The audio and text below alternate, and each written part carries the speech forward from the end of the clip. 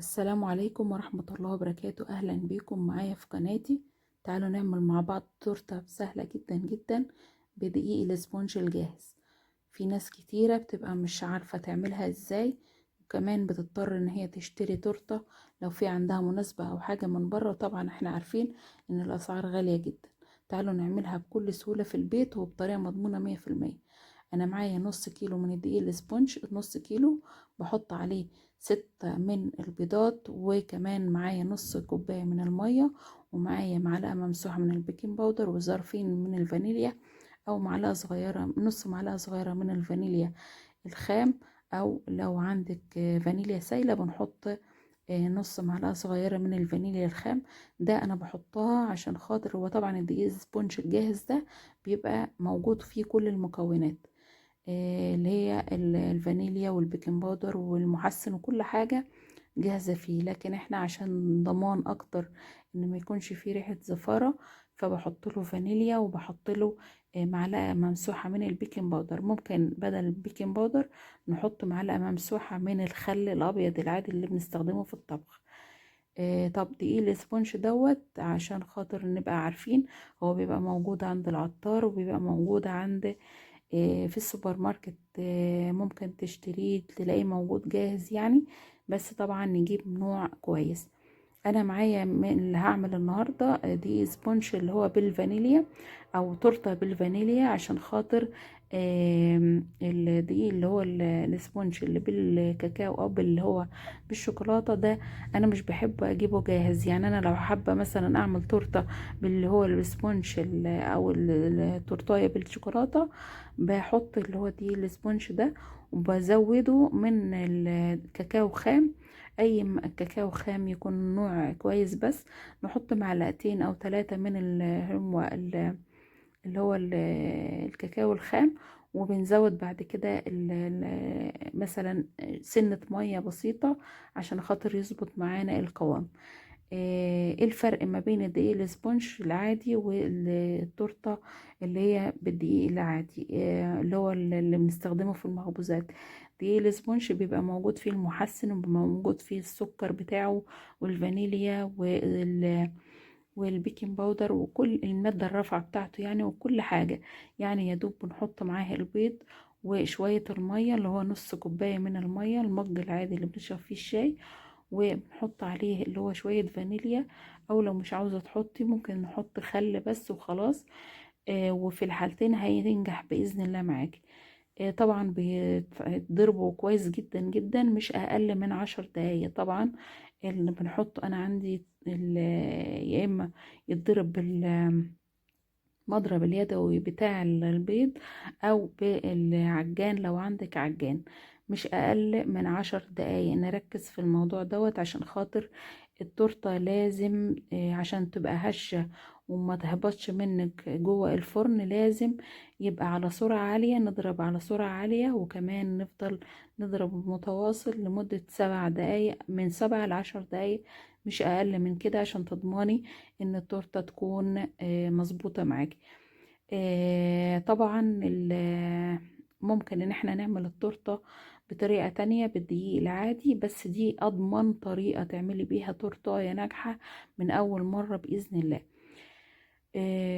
اللهم صل على سيدنا محمد. حاجة تانية عايزة اقول لكم عليها، لو ما عندكيش القالب او اللي هي الحلة بتاعة الاسبونج اللي بنحط فيها اللي هو المخصوصة للتورتة، ممكن ان احنا نجيب اي صينية عندنا ونستخدمها. مثلا لو عندك الصاج اللي بنخبز فيه، بنعمل المخبوزات فيه، بس يكون صاج محمل شوية عشان الكيك ما يتلسعش منك. بتحطي فيه ورقة زبدة، وبعد كده بتفردي فيه الطبقة من اللي هو التورتة، وبعد كده تعمليه مثلا على مرة واحدة. بس بعد كده تيجي تقطعيها مثلا دواير وتعمليها كذا طبقة، التورتاية تبقى كذا طبقة. طبعا حلة السبونج اللي انا بستخدمها دي حلة من حلل السبونج مقاس 24. ممكن تعمليها في نص كيلو، ممكن يتعمل في حلة 20 22، او كمان اللي هو 24، على حسب الارتفاع بتاعها اللي انت عاوزاه. بتقللي او بتزودي على حسب الارتفاع اللي انت عاوزاه. طبعا 24 ده مقاس مناسب كويس للنص كيلو من دقيق الاسبونج. آه، طبعا انا بدأت شغلت الفرن عقبال ما يسخن على درجة حرارة 200.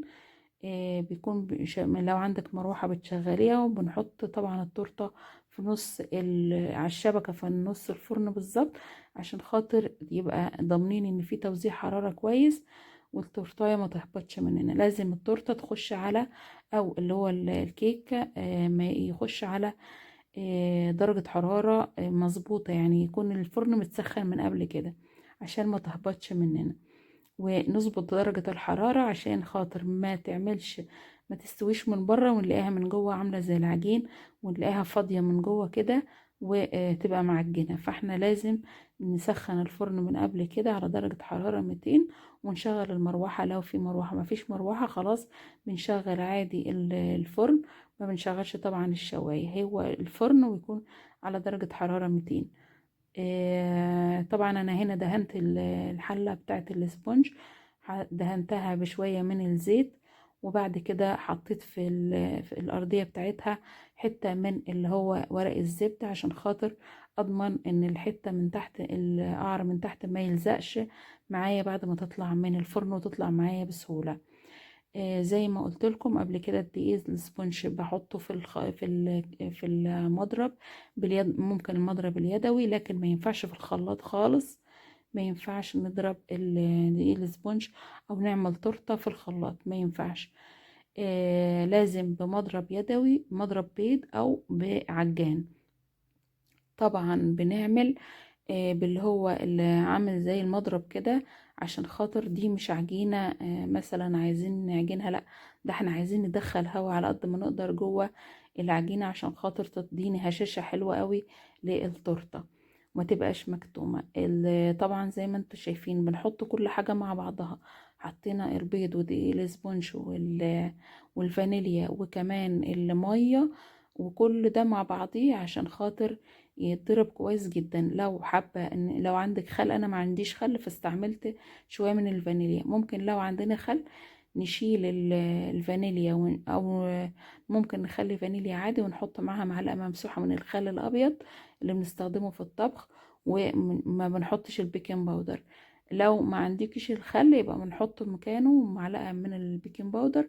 وخلي بالك هو التورته او الدقيق السبونج ده بيبقى فيه المحسن بتاعه، بس احنا عشان خاطر نضمن ان التورته تطلع معانا مظبوطه وما تهبطش معانا، فبحط له احتياطي معلقه ممسوحه من البيكنج باودر، عشان ممكن الله اعلم التورته مثلا تبقى، او الدقيق ده يكون مركون مثلا في المحل اللي احنا شارينا منه فتره ولا حاجه، فده تجنبا لاي مشكله تحصل لنا.